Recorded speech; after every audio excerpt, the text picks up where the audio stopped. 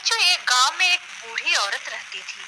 उनके घर के आगे एक बगीचा था जिसमें लगे पौधों की वे देखभाल करती रहती थी। उनके साथ उनका एक पोता भी रहता था।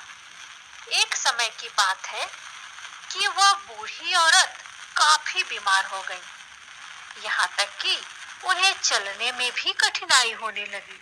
ऐसे में उन्हें अपने बगीचे में लगे पौधों की चिंता सताने लगी कि इनकी देखभाल कैसे की जाए। मन में विचार करके उन्होंने अपने पोते को अपने पास बुलाया और कहा, क्या तुम मेरे स्वस्थ होने तक बगीचे में लगे पौधों का ख्याल रख सकते हो? पोते ने दादी की बात मानते हुए कहा, हाँ दादी, मैं आपके लगाए पेड़ पौधों का अच्छी तरह ख्याल रखूंगा। कुछ समय बाद दादी स्वस्थ हो गई।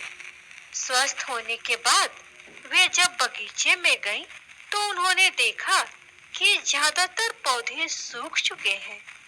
उन्होंने अपने पोते को बुलाकर पूछा, तुमने मुझसे वादा किया था कि तुम मेरे पौधों का ख्याल रखोगे, लेकिन ये सब तो सूख गए हैं। पोते ने मायूस होते हुए कहा, मैं रोज इनकी देखभाल करता था दादी। रोज गीले कपड़े से इनकी पत्तियां पोंछता था और फिर रोटी के टुकड़े इनके सामने रख देता था।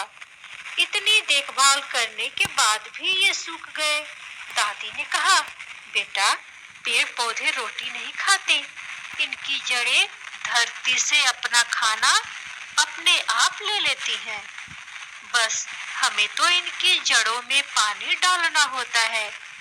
यह सुनकर उस छोटे लड़के ने कुछ देर सोचा और फिर पूछा, दादी, मनुष्य की जड़ें कहाँ होती हैं?